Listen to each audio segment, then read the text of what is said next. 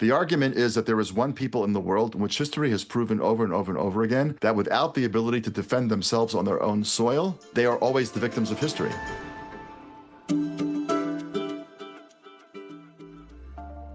Hi again, everybody. Welcome back to the Narrative Podcast. Mike Andrews, Aaron Baer, David Mahan joining you. Normally we joke around a little bit at the beginning. This episode is jam-packed. We got stuff to do. Gotta get right to it. You might want to go ahead and set this to 1.5 speed, but no higher than that. Aaron talks way too fast, and he's got way too much coffee in his system. You'll never be able to understand him if you go any higher than that. But accurate.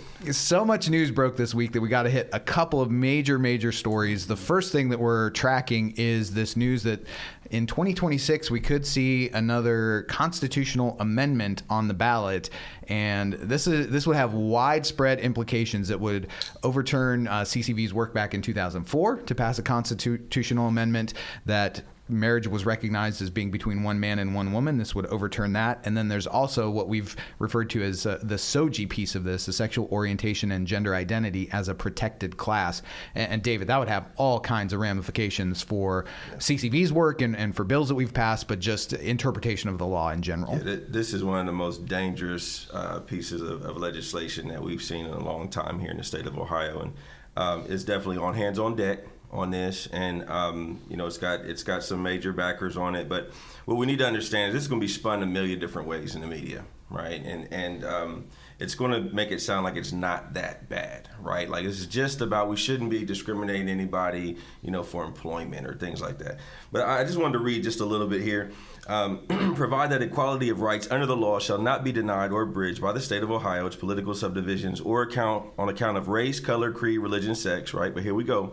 Sexual orientation, gender identity, or expression, regardless of sex assigned at birth, pregnancy status, right? Here we go, abortion there, genetic information, really? And then not just for employment, healthcare services, right? In the area of public spaces, right? So think of all the bills, all the great legislation that's been passed, that you helped pass over the years. SAFE Act, that's gone, right? We're back to pediatric sex change procedures on kids. Save women's sports, right? We're back to having guys in girls' locker rooms. So this is huge. All of that goes... Bathroom bill, right? A year and a half or so ago. All that goes by the wayside if this passes. Yeah, I mean, it really is as aggressive as it sounds, right? This is one of the most dangerous pieces of legislation. It puts religious institutions at risk in terms of being able to say, hey, we're going to have people who not just believe but practice our faith here on these issues. It's again, as David mentioned, bringing back the sex change procedures on kids and not having any recourse. Again, this is a constitutional amendment, so this is the highest law in the state. This is what things refer to. Mm-hmm. And you might be thinking, oh, didn't the Supreme Court just rule on this? Well, yes and no. The Supreme Court just ruled on, in the Scrimeti case that we talked about on the pod, that states can ban these procedures. But they didn't say these procedures were banned in the country, right? So they're, in California, these things are still going on. In Illinois, these things are still going on. Because of the SAFE Act, they're banned here. This brings them back and locks them into the state constitution. So it is a pretty devastating. This is the thing we have been, honestly, since I started at CCV 10 years ago, we knew at some point the left was going to make the play on this. And this is the time now that they're trying to bring it forward in 26. And we've seen it over at the State House a number of times. It's been called, the Fairness Act? The Fairness Act. It typically shows up as legislation. Every year it gets introduced, never goes anywhere. And I don't want to beat a dead horse on this, guys. I know we talked a lot of it, but this whole sexual identity piece. I know a lot of times you guys will say, well, there's somebody in my family that struggles with their identity and, they're good people, blah, blah. I can go into your church on one Sunday and say I'm a male, and then next Sunday come into your church and say I'm a female, and there's nothing you could do to prevent me from using, these private spaces and public accommodations. For every predator, this is a wish list bill. For every predator out there that wants to prey on women and children. Yeah, and I think one of the biggest strengths that we have right now is that the law is a guide, right? Like this helps churches, private institutions shape their policies. And I know I've been in some conversations recently because of this. Like, how do we handle this? We didn't even see this coming within our building. How do we handle this? And being able to say, well, the state of Ohio's law is that this doesn't happen. And so that's your cover. You tell that person they need to use the bathroom assigned of their biological identity or biological sex. So it's important. We wanted to get it on your radar. This is truly breaking news this week. And over the next, probably 18 months or so before this ends up on a ballot? We're thinking fall 26. And what's important here, the big news out of this week was the state ballot board broke this amendment up into two pieces, right? So that's and arguably, and not arguably, it really is two things, right? So that there's a constitutional provision that requires a constitutional amendment can only be on one issue, right? And this one, you really have two things going on here. You have repealing and replacing one part of the state constitution, so the marriage amendment, repealing that out and creating same-sex marriage in Ohio. And then two, you have the addition in an entirely other different place of the Constitution, the addition of sexual orientation and gender identity to protected class status. So in many ways, it was the right thing for the ballot board to do to break this up into two issues. That also means that they have to collect signatures on both on both constitutional amendments. That's over 450,000 signatures they have on each, right? So there's no guarantee they're going to do that.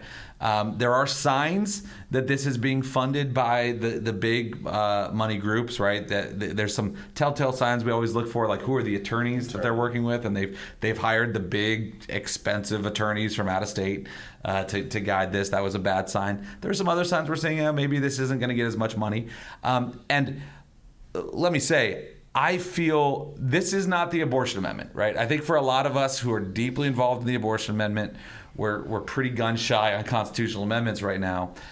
There's many reasons this is not the abortion amendment, and if we take it seriously, I think we should be able to beat this, right? The left got hammered. I was surprised when I saw them bring this forward. The left got hammered in this last election on the boys and girls sports, on the transgender procedures on kids. Mm-hmm. These are political losers for them, right? Across the country. Yeah, I think it was the NRSC, the National Republican Senate Committee, spent over $230 million beating up the left, beating up Democrats for supporting the Equality Act, which does these same things federally.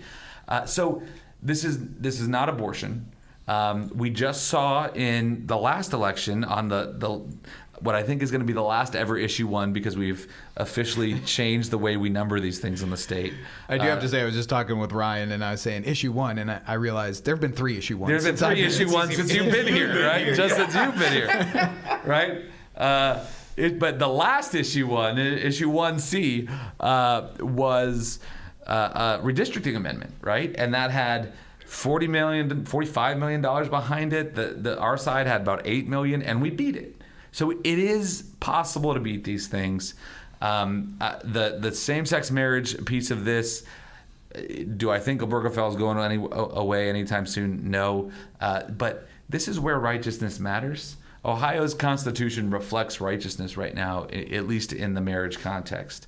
And so we don't want to see that pass as well. And one day, as Katie Faust would tell us, one day we hope to see our country recognize reality again, both the reality that kids need a mom and a dad, and that marriage is between a man and a woman. But really the same-sex marriage side of this is them just trying to drum up, their base to turn out to vote. I think people are actually sick of the things that the left is pushing on them. I think we have a good chance of beating this, but we have to take this very seriously. Yeah, and again, that's why we're bringing it to your attention now, so you get as much notice as possible to be thinking through these things and talking through these things with friends, neighbors, and letting them know what a big deal this could be for the state of Ohio. Another piece of news that came out this week, a little more on the positive side. The IRS weighed in on some regulations around what churches can and can't do from the pulpit in terms of endorsing candidates. And Aaron, you said during our team meeting this morning, this has really been used as a cudgel to keep pastors from speaking out. Well, conservative pastors from speaking out, pastors, right. to not endorse candidates, to really be sidelined politically. And now there's certainly a wider crack in the door for this to happen. Yeah, this is the reality is, and I'll spare the full history lesson on this, but for well over 60 to 70 years now, churches have been intimidated and sort of bullied into silence of you can't speak on not just political issues, but explicitly endorsing candidates from the pulpit. That by this what was called the Johnson Amendment and the interpretation of the IRS saying, hey, we're going to strip you of your tax status, especially if you endorse candidates on the ballot, right? Some churches would then say, well, we can't talk about politics at all or anything remotely controversial or cultural or political, and they kick people like David Mahan out of their church. Too soon. It's been a few years. That was still too soon. I think that was pre-COVID. So I mean, like we're at a real crossroads. There it is. But do they play their worship anyway? No, anyway. Probably. Anyway, Some and you got us off track here. So Johnson Amendment, kid churches endorse. So the IRS has been sort of looming this over churches' heads, saying you can't do this, and a lot of churches then just wouldn't engage on any of these things. The reality is, from my understanding, there's been one enforcement action against a church since the Johnson Amendment's been on the books. They've never really gone after them because they know, the IRS knows, this amendment is blatantly unconstitutional. You cannot tell a pastor what they say from the pulpit. Some might remember the Alliance Defending Freedom's old Pulpit Freedom Initiative, where they would literally have pastors endorse candidates from the pulpit, record it, and send it to the IRS and say, sue us, come get us. And the IRS wouldn't because they know they'd lose. This now is the IRS just making clear, yeah, we know this is unconstitutional. Now, what actually... Because I can just picture, half of the listeners out there thinking about, okay, my pastor's going to come out with the MAGA hat on Sunday and, go Brandon hats and oh my gosh, on Sunday sermons. But that's not what we're saying. It's should we be doing this? That's another question. That's right? So that's the two questions here. It says, what can a church do and what should a church do? Right? So what can a church do? I think what is very good about this is the government getting out of the pulpit, a place they had no jurisdiction, no right to be in the first place. And what's very important here is that what this actual guidance came out in was in some litigation going on down in Texas with the National Religious Broadcasters and a few other, Intercessors for America. The IRS argued in a brief their position of what their rules and what the Johnson Amendment means, and they said, churches can. We believe that churches can endorse candidates in their sermons, right? In their what they would call family conversation. So this does not mean that they think churches can go out and start buying political ads and things like that. But if they are communicating and talking and shepherding their congregation, what does that mean? Can they do this? And the IRS is very clearly saying yes. And I would likely say, and more normal caveat, seek your own legal counsel as you are interpreting all of these things. But CCV will be putting out some guidance on this here soon. For religious 501c3s, they likely can endorse candidates now too with their people. Again, if they're going out and buying political ads, that's a whole other issue. It also, keep in mind, any money that's being spent on this would count towards a 501c3's lobbying expense. Again, for all the people who run C3s, you know what that means. But it just really takes the muzzle off. Now, David's point, though, is the more important question, I'd say, that's really the only question churches should have been asking themselves this whole time, is what should my church do, right? And that's the type of thing that, from CCV's perspective, what I think this does is this takes the lid off, this takes the excuse off, and just lets a pastor say, all right, Lord, what should we do in this context? And I'll just say I've heard some people through the years make really black and white statements that, churches should never endorse a candidate. And I just don't think it's that black and white. I think this is a prudential question, right? I cannot go through the Bible, go through the 10 Commandments, go through, Jesus' greatest commandments and see a pastor shall not endorse a candidate, right? I don't think they were even voting then, so it's kind of hard to... The 11th, I think the 11th. That's right there, right? The 11th or 12th, somewhere in there. I don't see it. However, I do see good prudential reasons for a church, for a pastor saying, hey, you know what, we're not going to endorse for this reason or another. It's going to distract us from what we want. There's a lot of reasons why churches don't talk about lots of things that are godly reasons based off of their local context. So we're not coming out and saying, church, you have to come out and endorse now. You have to come out and wear a MAGA hat on Sunday or whatever. But I am saying, church, don't just write this off as, well, we don't endorse anyway, we never would. Maybe the context of your local community or your state or the nation is such that you feel like, hey, I have to speak out and provide wise counsel. This is where I just keep coming back to, Pastor, if you're not helping shape the way your congregants, your sheep are thinking about cultural issues, who is? Yeah, and the way I see it is that, because I'm always encouraging pastors and ministers to hit the issue pieces, right? And they didn't even want to talk about issues because of that provision or that amendment. But now that's been squashed, right? Or at least for the IRS, it's got to go through the courts and all that, I'm sure. But now that's been squashed, we should feel more comfortable at least dealing with the issues now. 100%. Right? There's absolutely no excuse for a pastor not to deal with important issues that face the people in your congregation, in your community. Right? So that's how I see it. I don't know if we need to be out there, straight up endorsing, unless we've got like you say, the Maos or the Hitlers right. out that's, there. That's the thing. Like I hate some of y'all see as Hillary Clinton anyway, but no, that's my thing about this, which is we're going to take things to the extreme here, but if there is somebody in your community, somebody on the ballot, right, the equivalent of a Hitler on the ballot, I think it's okay for a president to say, don't vote for a pastor to say, don't vote for that person, right?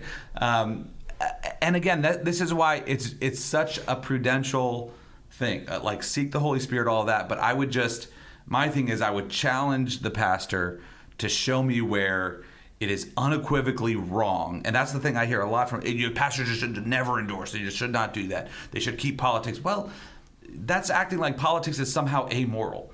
And we see that politics have massive moral implications.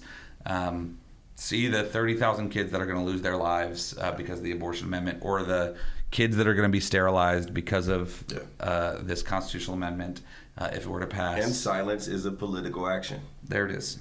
So. Well said. Well said. Last thing we need to hit before we get to our interview for the week. We've talked a lot about the state budget over the last few weeks, and now it looks like there is some momentum on an override vote that's coming up, the week of the 21st, I believe, David? Yeah. So what kind of stuff are we looking at possibly being overridden by the General Assembly? There were 67 items that were vetoed by the governor, and so here in a couple every weeks, year David's been alive. Oh man, that's the side come on. At least it didn't go with IQ points. One for every IQ point. I like that. Oh man, all I do is love y'all, man. So in 2 weeks, we just heard news that the House will be coming back in from vacation. I guess flying in and flying out, many of them, to veto or to override 3 provisions, right? And most of them are around property tax. And so, a lot of them are like, what about the gender identity stuff in the libraries and for the kids? What about ESAs, right? And so they're still whipping votes. They're still trying to, what that means basically is they're still calling the members, right, who are spread far and wide across the country right now to see, is there political will to veto certain items right now. To override certain of these vetoed items. Now, right now, they've just whipped the votes around property tax, and there's a time, there's a time frame on that. They literally have until December 31st of 2026 to override these items. So that doesn't mean, just if they handle these 3 provisions right now, it doesn't mean that they can't come back in the fall and get some more. But as it stands right now, it's just around property tax. Well, that is a very full segment of the latest breaking news here in Ohio. In under 25 minutes. I'm just saying, you're giving us a hard time. We were efficient. But we still have an hour-long interview with Daniel Gordis. But it's a good one. It is. One of my favorite conversations. Because he wouldn't shut up. I mean, he was your whole thing. Daniel didn't even talk. Daniel talked about, Daniel gave good, long answers, but it was great. You didn't even hear the interview yet. I don't even know what he's talking about. Somebody got to get some work done. No, basically, this is why I wasn't invited, because he comes in. and he's rude. I was invited, and if you want to hear what it's like to be a third wheel, stick around. you can live my experience. You will hear Mike me. the side chick. That's right. I will give a very nice introduction to the interview and close us out, and I'm quiet as a church mouse in between. But I can tell you from having listened to and not participated in the entire conversation, it is a great one. You will enjoy it, and it's coming up next on The Narrative. Hey, Narrative listeners. You know, Christians in the marketplace today face more unique and challenging threats than ever before. Businesses are following woke capitalism, chambers of commerce are beholden to social justice, and secular activists are chipping away Christians' First Amendment rights. As Ohio's only Christian chamber of commerce, the Christian Business Partnership stands in the gap to advocate for, to educate, and to celebrate Christian business owners. Joining the partnership also allows businesses to provide their employees with healthcare insurance, workers' compensation, and exclusive banking and educational discounts. To find out more and to join, go to cbpohio.org. That's cbpohio.org. Welcome back to The Narrative. Mike Andrews joined by not one, but two bears now, Maria and Aaron, both here for our interview today with Daniel Gordis, who's one of the founders of Shalem College in Jerusalem, Israel. It's their first and only liberal arts college in the country. He's the author of a dozen books on Judaism and Israel. He writes regularly on his Substack, Israel from the Inside. He was raised and educated in the United States, and he's been living in Jerusalem since 1998. And we're so honored to have you on the podcast today, Daniel. Thanks for the time. Thank you for having me. It's a great honor. Well, I'm going to just go ahead and make a real rookie mistake right off the bat here and ask too broad of a question. But with everything that's been going on in Israel lately, can you give us an overview or a sense of where things are at in the country today after all the news with Iran over the last few weeks and the war that popped up? How's the population doing? How are things looking in the country? It's a very complicated question. It sounds like an easy one, but it's actually a very complicated question. It's, if you were to ask people in America how are they feeling about things, I mean, there's day-to-day stuff. The horrors of Texas in the last couple of days are just heartbreaking. Some people are thrilled with the president. Some people are not thrilled with the president. Some people are thrilled that the United States is getting back into world issues, and some people are not. I think it's a similar kind of a thing here. So what I would say is that geopolitically, Israelis recognize that we are in a much better place than we were on October 6th, 2023. In other words, a day before the attacks, obviously we weren't at war, which was a good thing, but we were very worried about Hezbollah in the north. They had 150,000 rockets, many of them precision rockets, and they were there to make sure that we couldn't attack Iran. In other words, Iran had built Hezbollah, the idea being you guys do what we just did, which is send airplanes to Iran. We pick up the phone, we call Hezbollah, you get 150,000 missiles raining down on you. You can't do that. So it's a chess game. And because of a whole series of really kind of brilliant moves, there was that beeper thing, which happened a long time ago, which helped us stun Hezbollah at the beginning and then take them out. We stunned Iran at the beginning and then did some significant amount of damage. I think that the president's notion that we obliterated their nuclear program is exaggerated. Apparently, that is not true. But we did it considerable damage. So I think Israelis are feeling very good about where Israel is geopolitically and in the region. I think Israelis are feeling very good that there is a genuine friend of the state of Israel in the White House. They may like everything that he stands for, or they may not like everything that he stands for, but there's no question that Donald Trump has been at Israel's side in the last few weeks, especially, but I think all the way along, and Israelis are feeling very supported by that. And I think that's a really important thing. That's the good news. And of course, the other part of the good news is that we have seen an extraordinary resilience in Israeli society in the course of the almost 2 years since October 7th, 23. And we won't go into all of that now, but there has been a tremendous amount of civilian bonding together and supporting people. There was a beautiful article in the paper this past weekend.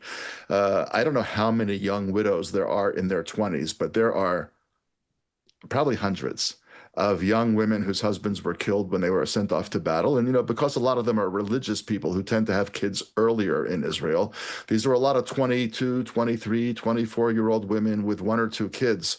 And this has been a horrible story. And they're starting to get remarried, which is an unbelievable thing. I mean, you would think you take a 22, 23-year-old woman, girl, whatever, and you give her the horror of her lifetime. You just imagine her sort of, pulling back and trying to raise her child or children and just hiding from the world almost. And what we're seeing is the actual opposite response. Women are saying, and they were written up in this really very beautiful article over the weekend. They said, some of them, like, even as I was on the way home from my husband's funeral, I looked at my child and I said, this child's not going to grow up in a gloomy household. That's just not going to happen. We're going to find a way to be happy. And this story about these young women who are starting to get remarried. In one case, she married one of her husband's closest friends. These are just kind of really just beautiful stories. And so I think there's a tremendous amount of social resilience, and there is a tremendous amount of exhaustion about the war in Gaza. I think if you asked most Israelis today, what you would hear is, we got to destroy Hamas, but we're not destroying Hamas right now. And we have mornings like this morning where we wake up to 5 soldiers dead and 14 seriously wounded. That's a terrible day in Israel. And so there's a kind of almost hoping that Donald Trump is pushing Bibi Netanyahu to take a ceasefire now, because many of us thinking we're kind of running out of tricks in Gaza, and it's terrible for the Gazans and it's terrible for Israelis. This isn't over, but let's stop it for now. So it's complicated. It's devastated on the day-to-day because of the loss of these young men, mostly men, a few women also, because we have a lot of women in combat. The good stories about people regrouping.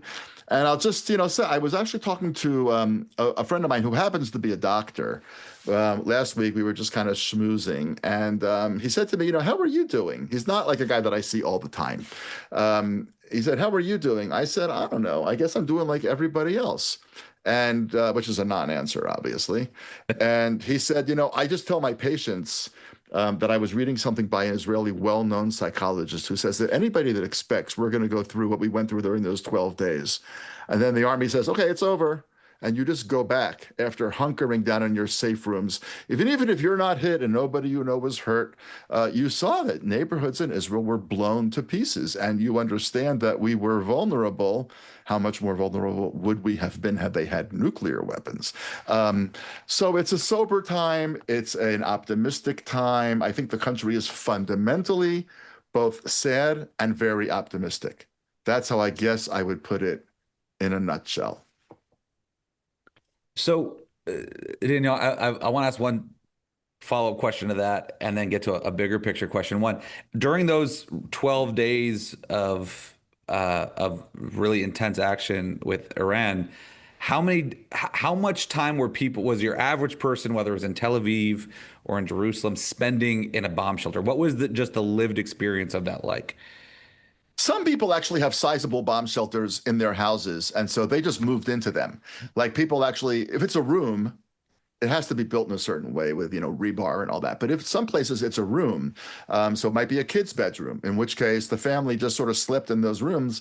So when the sirens went off in the middle of the night, you didn't bother have to waking the kids. You just made sure the door was shut and whatever. In our case, for example, we don't have that. We have, it's our laundry room. It's right next to the kitchen. It's not big. It's got the washer and dryer and then a little bit of space for some laundry baskets and here and there. It's not a big laundry room. Our kids, who live about a 3-4 minute walk from us, my daughter, who's married with 3 children of her own, they don't have a shelter or a safe room in their building. So they moved in.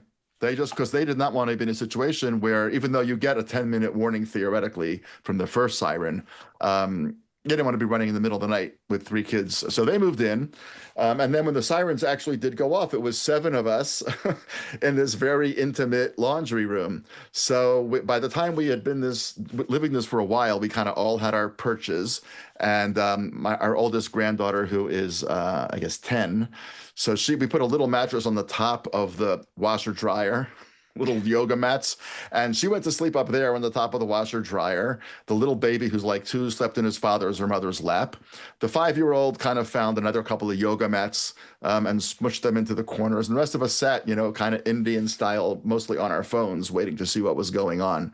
How much time did we spend there?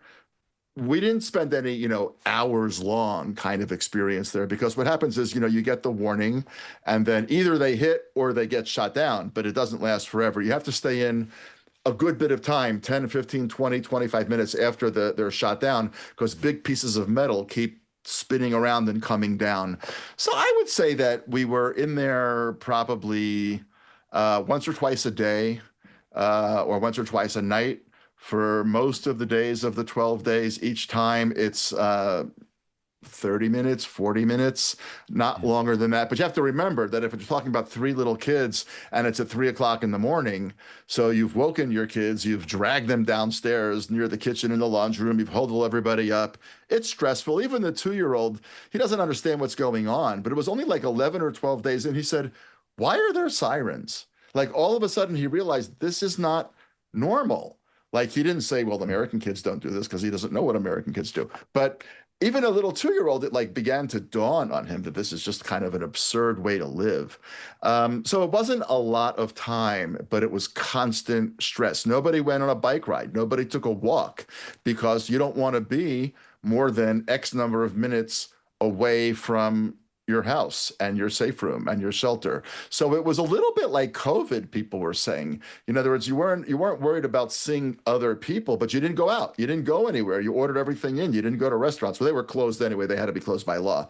But supermarkets were open and pharmacies were open, but you kind of would just go online and order it. So it was a little bit of COVID with some bomb shelters thrown in. It's a kind of a crazy world in which you can make that reference, but it is. So it wasn't a lot of aggregate time, but it was 12 days of very deep stress, I would say. And I really do believe, as this doctor friend of mine said to me, I really do believe that it's only been a couple of weeks since this. We are still not processing it intellectually, but we wake up in the morning, my wife and I still, we're empty nesters. Our kids moved out, moved back to their house. The morning of the ceasefire, we announced checkout time is at noon. You guys are out of here. But we're not. But when we wake up in the morning, we still say to ourselves, well, we slept through the night. We didn't have to go to a shelter. So it was emotionally draining, much more than it was physically draining for us in Israel, in Jerusalem. Jerusalem took no hits, but we've had other wars where Jerusalem was the center of all the action. This time it was not. So it was not a lot of aggregate hours of shelter time. It was a lot of aggregate hours of worrying time. Go ahead, Maria. So you mentioned that Israelis are feeling sad, but also kind of optimistic, maybe hopeful that once Bibi gets back from the United States, there will be, you'll be closer perhaps to a ceasefire. Israel is obviously more culturally diverse, I think, than a lot of Americans think about. When we're having these kinds of conversations, a lot of times we're thinking about Jewish people, but there are obviously a large population of Arab people there, as well as Arab Christians. Is the sense among those communities similar? Is there a national unity in hoping for a ceasefire, the return of, the 20 or so hostages that are estimated to be alive? Is there kind of a national fervor from those communities as well, or is it culturally divided? That's an excellent question. And like most excellent questions, the answer is not cut and dry. So I would say that Christian Arabs are much more aligned with Jewish Israelis than are Muslim Israeli Arabs.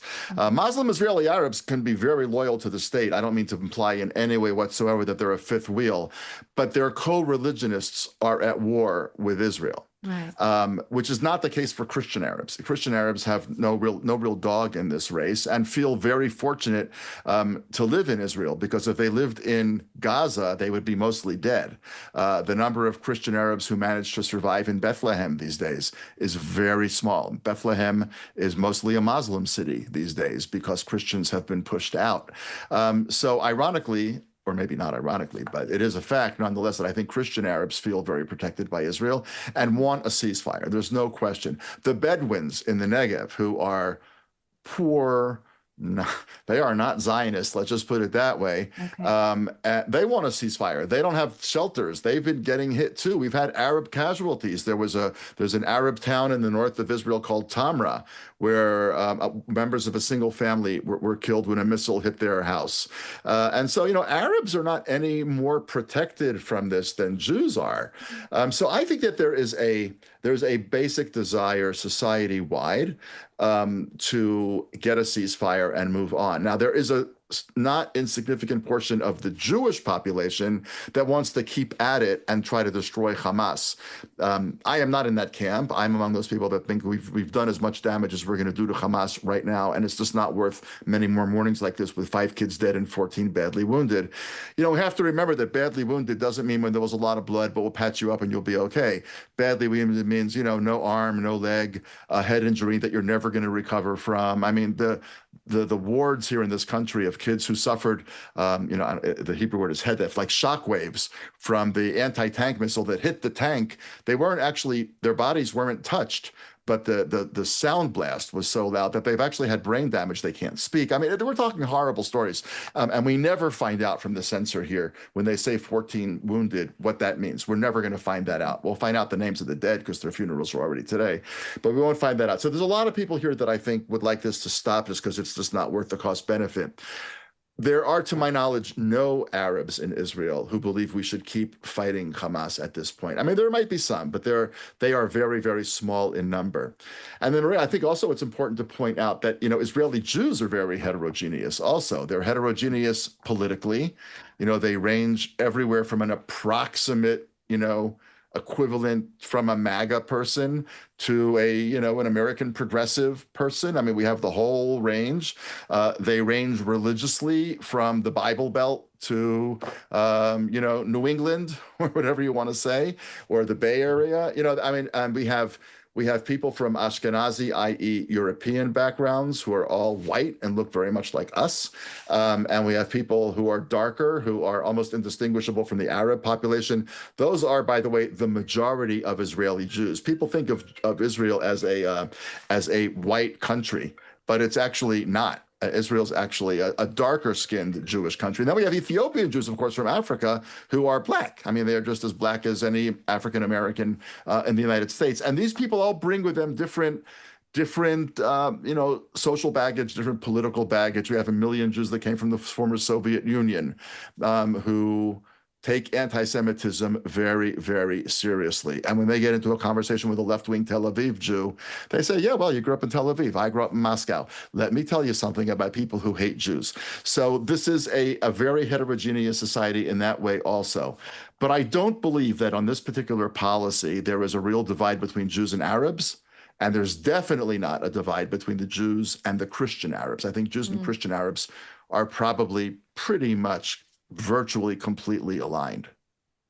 So Daniel, our podcast is called The Narrative, and the idea of that was, you take the mainstream media narratives that are coming out, and let's dive in and talk about what the truth is of the matter.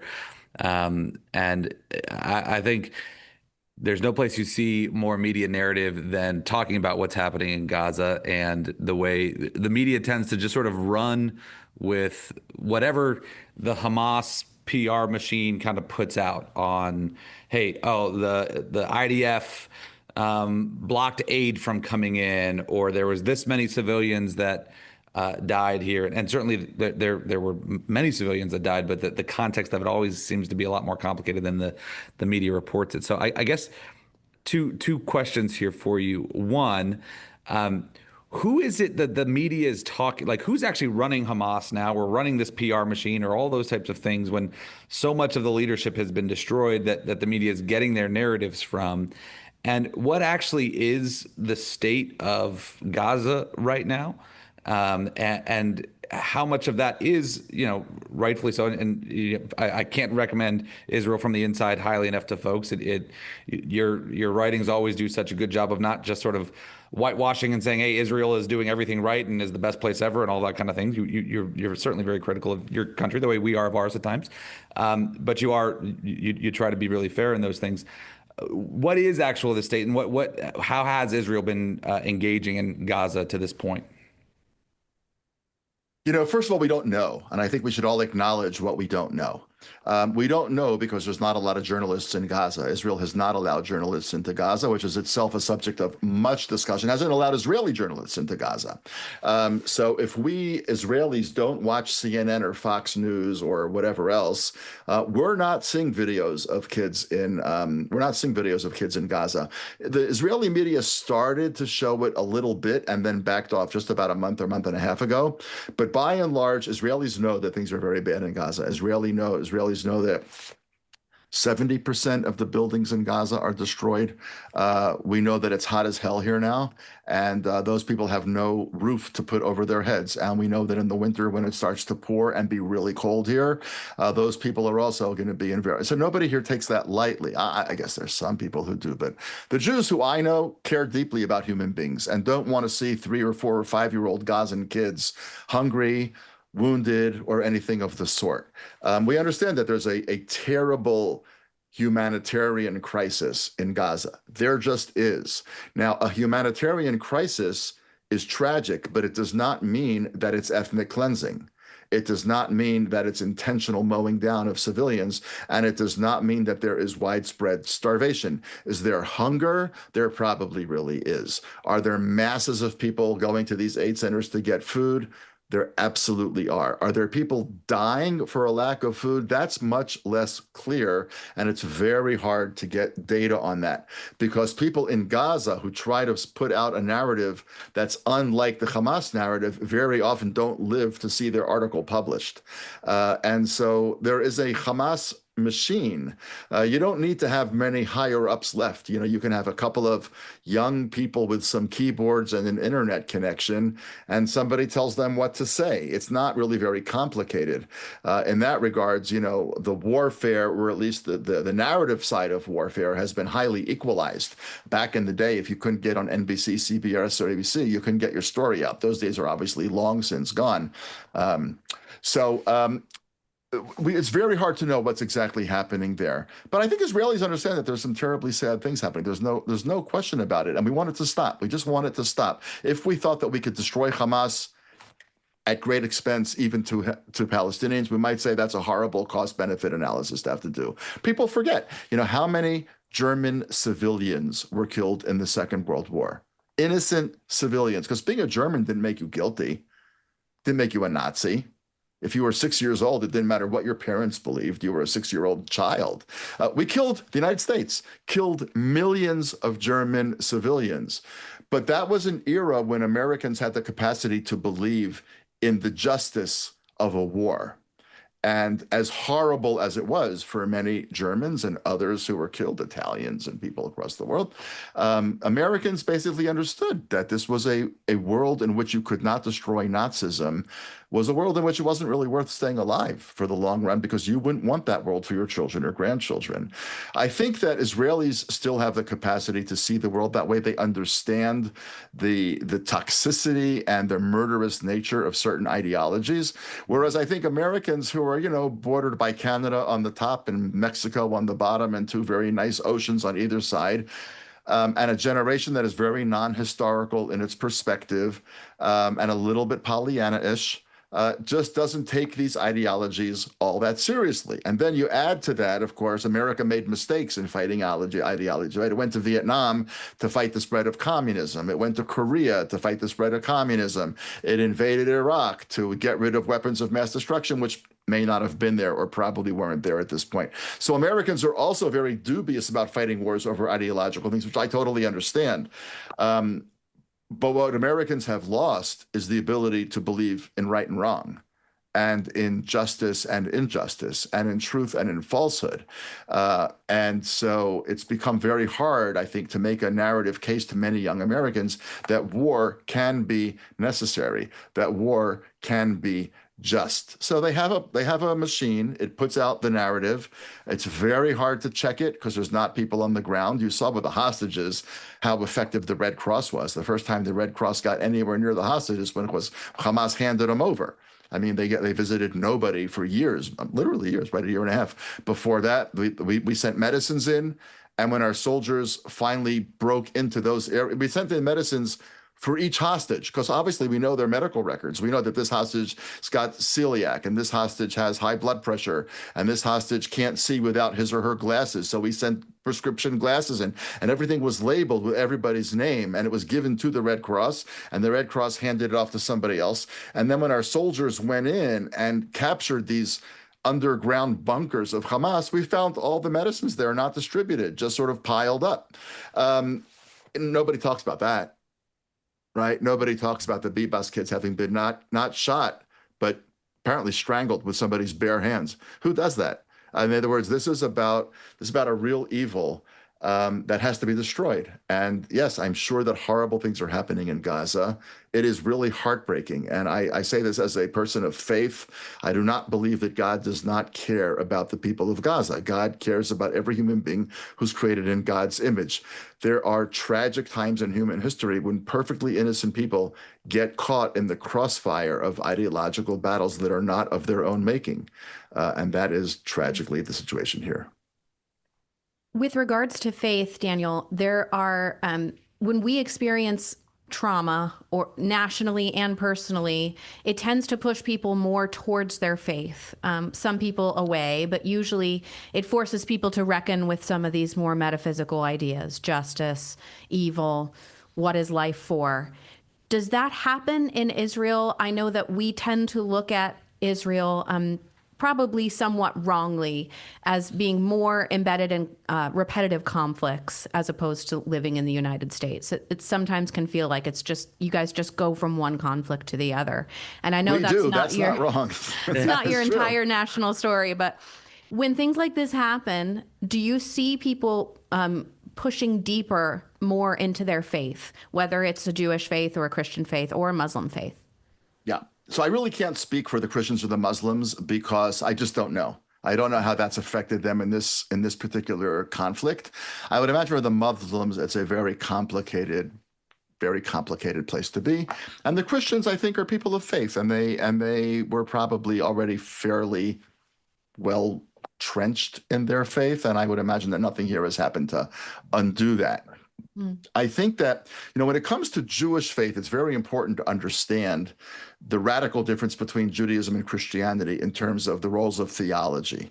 In other words, it would make almost no sense, right, for a Christian person to say, I am a deeply, passionately committed Christian, and I don't believe at all in Jesus. Like, I just don't buy that whole thing. That kind of doesn't make any sense. But it makes perfectly good sense to say, I am a deeply, passionately committed Jew. And I think the whole God thing is nuts. Because we're a religion, but we're also a culture and a civilization and a nationality, which is both, it's just not better or worse. It's an up and a down, I guess, at times. But Judaism is it's a very different kind of an animal. I think very often in the United States, we think about the theological differences, the Hebrew Bible versus the Christian and Hebrew Bible together, the divinity or not divinity of Jesus, the status of rabbinic law and Jesus's critique of the Second Temple and all that, all of which is, perfectly interesting to talk about, and I think, probably fascinating. But I think that theological conversation misses the radical difference between Judaism and Christianity. Think about the Christian Bible. The number of times the word land appears in the New Testament is close to zero. The number of times the word land appears in the Hebrew Bible is in the gazillions. I don't know what the actual number is, but there's online sites where you can find it. But the land of Israel plays a tremendous role in the faith of Jews. And it was a frontier of yearning for hundreds of years, even when there was no prayer of getting here. So the first thing that God says to the very first Jew, Abraham, who becomes Abraham, is go to the place that I will show you. What the place that I will show you is where I'm sitting here talking to you. Literally, if I went up to my upstairs porch, I can pretty much see that exact spot. So I think, yes, I think that there's a faith thing that I'm going to come back to in a second. But the first part to remember is that passionate commitment to Jewishness is not necessarily a matter of faith in the theological sense. It's a matter of faith in the importance and the preservation of the Jewish people. And here I would say, there has been an unbelievable deepening of a sense of, I am part of this people. And all of a sudden, I get what my grandparents said that I always just dismissed, which is they hate us. And they always will hate us.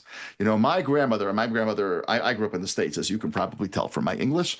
And my grandmother fled what is now Ukraine as a young girl, probably 12, 13, in the very, very early years of the 1900s. And she came literally dirt poor and remained pretty dirt poor through most of her life. My mom remembered my grandmother not eating certain days because there wasn't enough food for the grown-ups and the kids. So the kids ate and the parents didn't eat. I mean, they were really poor in that early Brooklyn period when Jews and Irish and people of all the world were coming between 1880 and 1920. And then I look at these pictures of my mom and her mom in the backyard of our suburban Baltimore typical American house, the red bricks and the lawns and the sprinklers and the swing sets and all that. And I ask myself now, I was unfortunately too young and stupid to ask my grandmother back then, what do you make of all of this? But just to come from a little shtetl in Ukraine, and then to sit in your daughter's backyard with her kids running around and this, why do I mention all of that? I mention it because I think that, even though I was very taken with how American my grandmother became, one thing that she used to say always struck me as silly. And she would say, they hate us. Don't forget. She'd say goyim, right? But they hate us. And for her, it was Christians. I mean, for her, it was absolutely Christians. The people in Europe who tortured them were not Muslims and they weren't Hindus. They were Christians. And they were doing it tragically, a lot of it in the name of the church back then. And she never got over that. And I would say, I was 14, 15, 16, and I would say to her, Savta, which is Hebrew for grandma, I would say to her, Savta, you don't understand. It's different now. It's different. They don't hate us anymore. And then she would pat me on the head and she'd say, you're very cute, which was her way of saying you're an idiot, but you don't know it yet because you're just not old enough. And I have to say that I think a lot of Israelis have had a kind of if I could apologize to my grandparents, they were still here moment, I would. Because what we're seeing in the United States also, this outbreak of just vile hatred of the Jew. And we're seeing it in Australia, and we're seeing it in Paris, and we're seeing it in London. It is really the Jewish experience of the early 1900s before it got really, really dark. So there is this, I think, a sense of a returning to a belief in the importance of Jewish peoplehood and Jewish identity. But there's also, Maria, the piece of faith here that you're talking about. We heard from Eli Sharabi, who was as secular, Israeli secular kibbutz members are like USDA choice secular. Like they are the finest secular they make. There's not a tinge of God anywhere in there. But he said that he was being, tortured there for 600 days or whatever it was. He would get up every morning. What it means to wake up after a night's sleep like that, I don't know. But he would get up in the morning and he would say what we call the Shema, which is, Hear, O Israel, the Lord our God, the Lord is one. There were women, young army women who were taken hostage, who became observant. They started to keep the Sabbath. They were basically starving, but when it was Yom Kippur, and they knew that it was Yom Kippur, because they heard the radio, they knew whatever, they wouldn't eat or drink. Even though, by the way, Jewish law says absolutely that if you're starving, you should eat and drink. But they were trying to make a statement to their captors that I love my tradition more than I'm afraid of you. And the stories of these captives, some of whom found God, but some of whom found, without certainty about God, a profound comfort in the traditions of thousands of years, I think are really, really moving. And I think that what it's evoked in Israel is not a kind of a religious, oh, look at that, they're finally catching on and getting to be religious just like the rest of us, because that's not who they are. But there is a real sense that, this tradition of ours that is 2,000 years old didn't survive for 2,000 years by accident. And it didn't survive for 2,000 years because it had an abundance of power or money. It survived because it had parts that spoke to our souls and our humanity in a way that nothing else could, because it came from our parents and their parents and their parents and their parents, and as far back as you can go. And, when I sing to my wife on Friday night at the Shabbat dinner table, the 31st chapter of the book of Mishle, what's it called? Proverbs in English.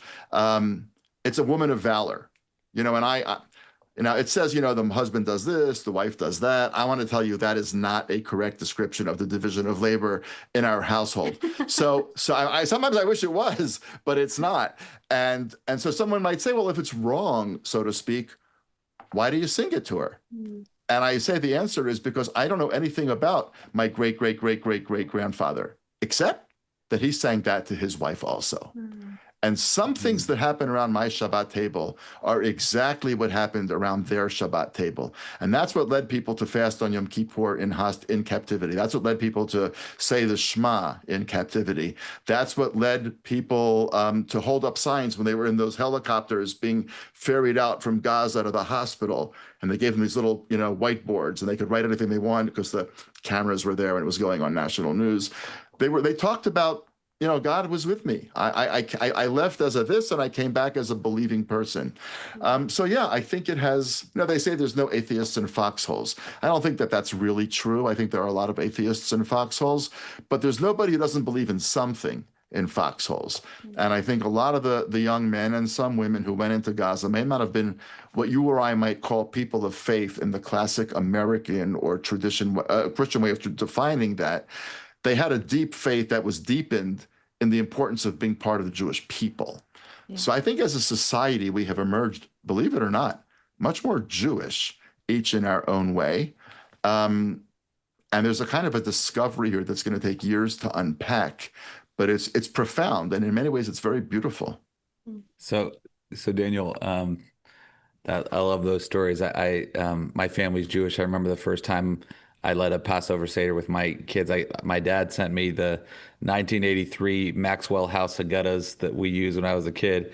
And I remember opening them up and all these crumbs fell out. And I was like, those were crumbs from my dad's beard from 20 years ago. And it reminded me, what you were saying reminded me of when I was in college with my grandmother and something was going on in Israel and we were talking about it. And she made the comment, again, that felt like cousins just hanging out talking, and then my grandmother comes off the top rope with this comment of like, yeah, well, this is how it happens, and then Jews end up in ovens. And we were like, whoa, grandma.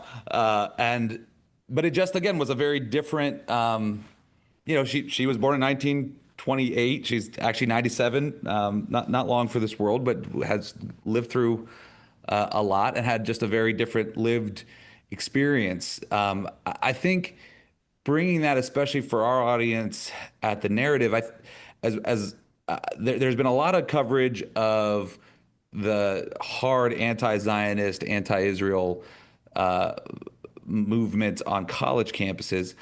I'll just say I've been surprised, even in evangelical and some Catholic circles, seeing it might not be the same hardcore pro-Hamas support in these circles, but less support for Israel than you'd expect, considering our Savior is a Jew.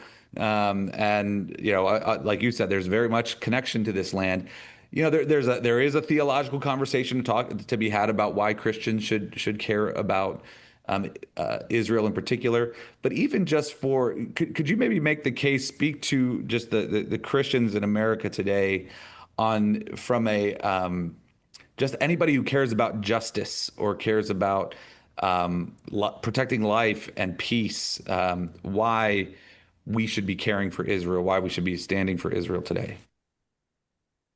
I think, unfortunately, it's a simple argument, which is it's not that we have always wanted it. I mean, that is true, but that we've always wanted a country of our own. But the Kurds want theirs, and the Basques want theirs, and the Chechens want theirs. And I understand that because I'm part of a group that deeply loves a land, but they haven't gotten it. And so the argument, well, we've always wanted it, that's not a very compelling argument because other people wanted to and they haven't been given it. I think the argument's different.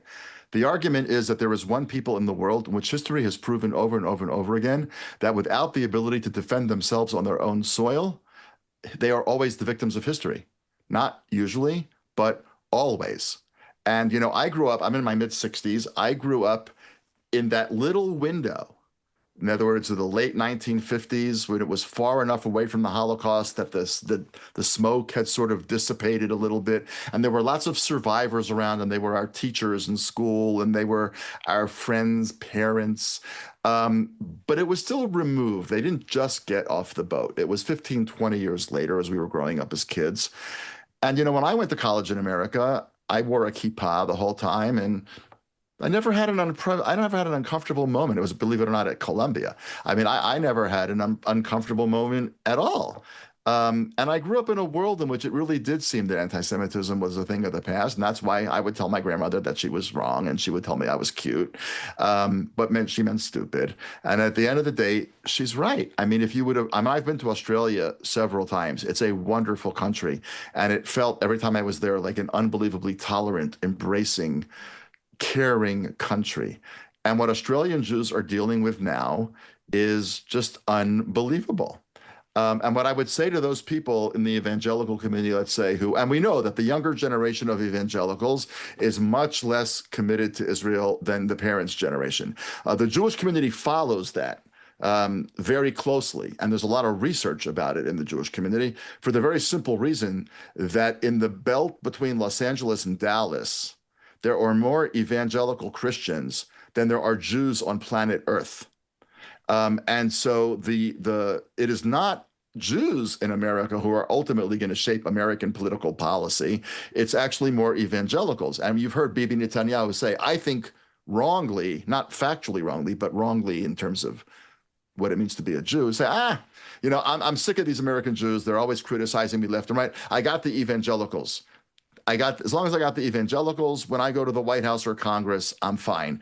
Well, that's short-sighted in terms of relationship with half the Jewish world, but it's also very short-sighted in terms of understanding of the evangelical community. It's just not true. Younger evangelicals are very much like a lot of younger Americans. They are moving away from any of their parents' political convictions, and they're thinking for themselves, and they are very much worried about what they perceive as being imbalances of power. And in the American model, imbalances of power, when it's between light-skinned people and dark-skinned people, even though Israel is actually mostly a dark-skinned country. Nobody thinks of it that way. So the white-skinned people are always wrong. And the people that have the army are always wrong. And the people that are quote-unquote settlers are always wrong. And there is a lot of stuff, as you pointed out, Aaron, as you point out, I try to be very fair about this in Israel from the inside. And I'm a deep patriot, but being a patriot does not mean not being critical, any more than being deeply in love with your spouse means never telling them where you think they've made a mistake. I mean, that's just what love is. You want the person you love or the country you love or the child you're raising to get better. And that's just not going to happen with, rubber stamping, oh, you're fabulous, you're fabulous. So I think that there's plenty here that's not to be proud of, as there is in every single country on the planet. But I would say to these younger evangelicals, the Jewish people, for some reason that we don't understand, was hated by the Greeks, and it was hated by the Persians, and it was hated by the Romans, and it was hated by the Christians, and it's hated by the Muslims now. There's anti-Semitism in Japan, a lot of it. There's just no Jews in Japan. I mean, so go figure. It's a very strange thing, this thing called anti-Semitism. But history has shown that when we leave our security and our future in the hands of anyone else, disaster invariably happens. And that's why October 7th was so devastating for this country, because what happened on October 7th is what we thought we had left behind in Europe. In other words, we knew there would be battles. We knew Jews would die in battle. That's always going to be the case here. But the idea that people could come and rape Jewish women at will, that they could take wire and bind Jewish women to their children and set them ablaze, that's Europe. That's pogroms. That's the stuff that we left behind, and it happened here. And that's what's so shattered here. And we're going to take probably the rest of my lifetime for this country to really fully come to terms with the depth of that failure. But my argument to young evangelicals would be that you should care about Israel not because Israel's perfect. And you should care about Israel not only because of theology, perhaps, but you should care about Israel because it's just. Because this is the one people that history has shown that when it cannot control its own destiny, terrible, terrible things invariably happen. And the new example of that is the United States of America. And if it can happen in America, it can happen anywhere. And I hope and pray it won't get terrible, but it's pretty bad. And so I would just say to them, if you're a person of faith, then you should care about justice, and you should care about fairness, and you should be smart and historically oriented and look at history. That's why the Jews need a country of their own. And of course, we would say as Christians that there's a spiritual reason behind this generations long hatred of the Jewish people. There are several maybe theological reasons, but chief among them in our estimation being that Jesus is Jewish and that, the evil forces in the world have known that. But as you mentioned, the treatment of the Jewish people by Christians so often throughout history is a really dark stain on our history as Christian people. But it also explains somewhat the hesitancy maybe of the Jewish people to embrace Christian Jews, if you don't mind me using that phrase. So in the United States, we have pockets of these communities that sometimes refer to themselves as Messianic Jews. So Jewish people in cultural identity, ethnic identity, and in religious identity as well, who maybe have chosen to embrace the idea of the deity of Jesus. And I know that there are small pockets of Messianic Jewish believers in Israel as well. Can you tell us about how those communities are viewed by the larger Jewish population in Israel? Yeah, I mean, I understand that for Christians, especially people who call themselves Messianic Jews or Jews or Jewish Christians or whatever, that combination makes perfectly good sense to them, and that's why they live their lives the way they live their lives. And I'm a live and let live kind of person. I don't want anybody judging my theology, and I'm not going to judge somebody else's theology. But what I can judge is what I understand Judaism to be. Right. And my own personal understanding of Judaism is that the minute that one takes a deity other than God as we understand God and attributes divinity to that, that's legit. It's just Christian legit. It's not Jewish legit. And we're going to disagree about that. And that's totally fine. I mean, I think we have to learn as societies and as peoples to disagree with each other and just not kill each other. You can see the world in one way. I can see the world in a different way. And a third person can see the world in a third way. That's fine. But I think that in Israel, which is basically much more traditional instinctively, in other words, it's not more traditional. I mean, the vast majority of Israelis are not religious, and the vast majority of Israelis do not keep kosher homes, and the vast majority of Israelis are not, observant of the Sabbath. Even having said that, there is no law in Israel that you cannot drive your car in Israel on Yom Kippur. There's no such law. You will not see a car move in Israel, not a single car. There's just a sense this is the day on which nobody does that. And I think if you legislated it, people would start driving right away because they would say, okay, you're going to try to tell me what to do. I'm going to show you. But there is a kind of a traditionalism about this country. And I think that the average Israeli would say, if people want to call themselves Messianic Jews, okay, that's their right, and they have a theology that speaks to them and is meaningful to them, and we're not going to go there, make a deal out of it. But in Israel, which is a very traditional society, that is really kind of slicing against the grain, so to speak, or rubbing or sanding against the grain. And so they wisely, I think, keep a fairly low profile. Yeah. They don't, nobody's looking to start anything. And so, but I think if they did it, if they started a major missionary campaign here, there would be an outcry, and it would not be good for anybody. So the Mormons, for example, there is a Mormon program. I know that that's a very big difference, but the Mormons here who have a kind of missionary zeal about them, especially outside of Israel, were basically told you can have your Mormon. They have a beautiful, beautiful campus overlooking Mount Scopus and so forth. You can do all of that, but there's just not going to be any proselytizing here in Israel. And they've stuck to that. And, we go to concerts at the Mormon campus. It's a beautiful place. We've had students from the Mormon campus over to our house for dinner because they're friends of, children of friends. And we've gotten to understand them and learn about them, and really fascinating. And I wish Jewish young people would be nearly half as polite as these young Mormon people were. My God. But it was really unbelievably wonderful. But I think Israel's not a country in which people are going to take kindly to proselytizing of any other sort. And so, yeah, there's some missionary, there's some Messianic Christians here. They keep a fairly low profile. Israelis have much, much bigger fish to fry than to go out and create issues with them. I'm not gonna pull any punches here. In my own theological view, the minute that one crosses that line about the divinity of Jesus, it's a legitimate belief. It's just it's not a Jewish belief in my view. But when Aaron says that's who he is, that's who he is, and that's totally fine. I mean, you know what? We're just two thoughtful people who try to take faith seriously and try to live meaningful Jewish lives. I can explain to him why, in my worldview, that crosses a line that I don't think I can still call Jewish. And he'll explain to me why, in his view, it's not crossing a line or it enriches his Jewishness or whatever.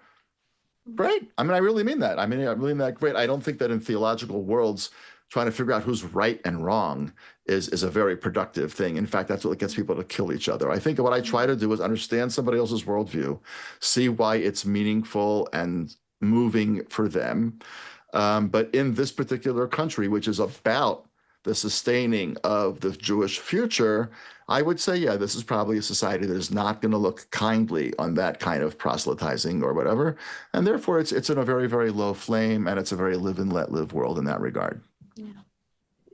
I want to, Daniel, as you've been super gracious with your time here, I want to bring this to just sort of up to the date, up to the moment news of where things actually stand here now.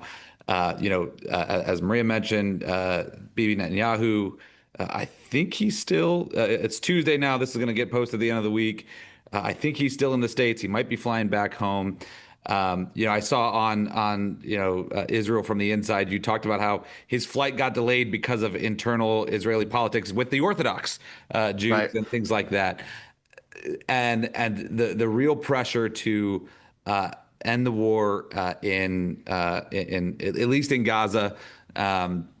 Where do things stand right now internally in Israel politics, especially with Bibi Netanyahu's future as prime minister? And if not him, who's then going to step in? Who's the person behind him? And will he have his closest relationship with the United States and things like that? Yeah, well, those are all really great questions. And if we want to keep this going until you post it on Friday, then I think we can have that, we can work that out. But I suspect you're going to run out of tape, even though I know we're not doing tapes anymore. But here's what I would say about it really very briefly. Bibi was very unpopular after the 7th. Obviously, it was a huge failure of the government, and not just in the 7th, but the 8th, the 9th, 10th. People needed things. The government was really it was just stunned, and it was not able to do anything. There were the rock-solid Bibi supporters who never wavered, who said, yeah, terrible thing happened, but Bibi's the guy.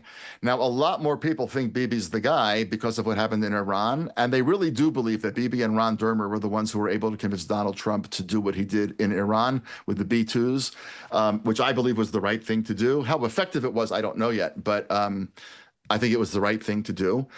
So he has gotten a definite bump in the polls. There's no question about that. But it's not a huge bump, interestingly enough. And even if he can bring peace with Saudi Arabia and with Syria, and all of that is very much in the cards, which will get Donald Trump the Nobel Peace Prize probably.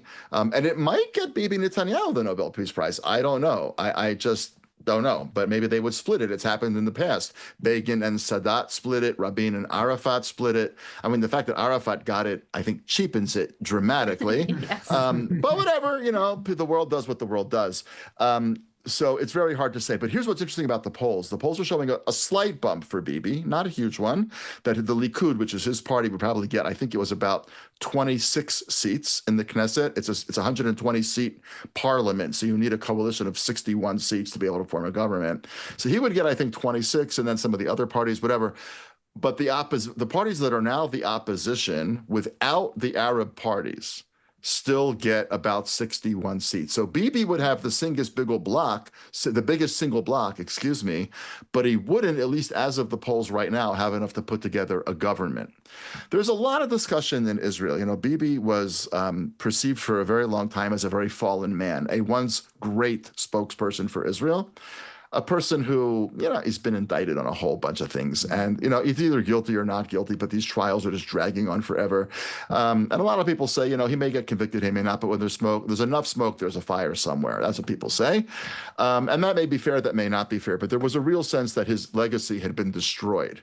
And literally while we're sitting in those safe rooms that you asked about, earlier in our conversation, Aaron, what are we doing in the safe rooms? Well, we're looking at our phones trying to see when we're allowed to leave, because they send you these, notifications on your phone that you can go out of your safe room. But we're also talking about, my God, what's happening here politically? And a lot of people were saying, my God, this guy just resurrected his legacy. Now, the question is, do you go out when your stock is high? Now, there are some people that are saying he's going to try to get himself vindicated legally. He's going to get the Nobel Peace Prize, or make it possible for Trump to get the Nobel Peace Prize. And then he's going to step aside. He'll go out at the top. And, he's already 76, 77. He's not in good health. It's a well-kept bad secret. He travels with a cardiologist, and apparently, I'm told, a urologist and a general doctor. So when he gets on that plane and flies around, there's a whole troop of them, which was not the case formerly. He's had a pacemaker put in during this term. He had prostate surgery during this term. He's not young. He's in his late 70s. And if he ran again, it would be when he's 77. That would take him into his early 80s as a prime minister. A lot of people think it's going to be a swan song. I don't think so. I think that it is not in his... and I hope he will take that, but I hope he does resign at the top and leave with the legacy that a person who's devoted his whole life to the Jewish state deserves, even if I am very, very, very critical of many of the things that he's done. But he's comported himself pretty remarkably in these last several months and throughout much of his career until things went south. But I don't think he's going to step aside. I think that he... has come to believe a number of things, that he's the best person for the job, and his devotion to the state of Israel requires him to, if called upon, I will serve. And a lot of people are going to call upon him. I think his wife very much wants him to remain prime minister, and that's not a small factor. And I'll just point out that if you've read Jake Tapper's book, Original Sin, which is the one about the Biden health cover-up, it's very clear that Jill Biden played a very, very central role in convincing Joe Biden, I think cruelly, to run for president again. Wives and spouses in a good marriage, and by all indications, Bibi's got a decent marriage, and I think the Bidens have a decent marriage also. And I wish those marriages well, obviously, even if I don't necessarily agree with the politics of one of the people in that marriage. But spouses have an enormous influence here. And Sarah Netanyahu has, everybody knows, a tremendous amount of influence on Bibi. And she's younger than he is. And she very much, I think, wants him to keep at it. So I think if you had to call an election right now, and elections were next Sunday, what you would see is Bibi would run. He would get the largest single block of votes, but he might not be able to form a government, which will put us pretty much right back to where we were when we had 5 elections in the space of 2.5 years, right before the judicial reform and then October 7th thing. So I always, I've said throughout this conversation, which I very much enjoyed and for which I'm very grateful, the Jews have a long memory and they learn from history. I think we're better at learning from long-term history than we are from short-term history. I think we're about to repeat some very unhealthful political dynamics here. And there's been a lot of horse trading that I won't go into right now, and who's leaving which smaller parties and forming parties of their own. But the likely candidates are Naftali Bennett, who was once prime minister and pretty widely regarded as a decent prime minister. Can like him, not like him, but he was honest. He worked hard. He appointed smart people. There's Bennett. There's Eisenkot. Gadi Eisenkot, who was a former chief of staff of the army, who first in this war lost a nephew in battle and then lost his own son in battle, who dropped out of Benny Gantz's party last week because he wants to be able to run his own party. Now the polls are showing, what if these two guys ran together? We're not going to go into all of that. And the polls are going to change a lot between now and election time. So we shall see. As you mentioned there, and Bibi's departure from Israel earlier this week was delayed because at the very last minute, sort of as he was, going through security, which of course he does not do. But, as he was getting ready to walk on the plane, he got word that the ultra-Orthodox parties were pulling a fast one about their wanting a bill that would exempt their sons from serving in the army. And he just couldn't leave because he had to take care of that in the meantime. That thing could still blow up very, very easily. So he's far from, having, circled the bases and stepping on the home plate. We'll see. One thing this country is not is boring. Well, this has been so informative, Daniel. We're grateful for your time today and for your continued reporting from Israel. For our listeners who want to get more of your content, what's the best way for them to find you and to interact with you? The best way is to go to danielgordis.substack.com, and you can join the Substack list there and take it from there. Great. Well, Daniel Gordis, thanks so much for all that you do, and thanks for joining us today on The Narrative. Thank you for tuning in to this episode of The Narrative, presented by CCV and produced by Westler Media. If you found today's episode insightful, leave us a review or rating and subscribe anywhere you get your podcasts. We're your hosts, Mike Andrews, Aaron Baer, and David Mahan, and we'll see you next time on The Narrative.